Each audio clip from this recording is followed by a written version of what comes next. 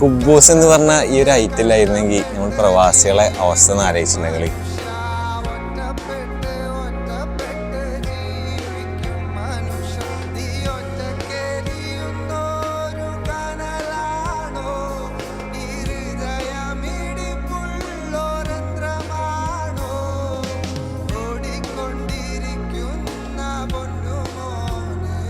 ഗോതമ്പ് പൊടിയും ഉപ്പും ഈസ്റ്റൊക്കെ ഉപയോഗിച്ചുണ്ടാക്കുന്ന ഒരു ഭക്ഷണ പദാർത്ഥമാണ് കേട്ടോ കുബൂസ്.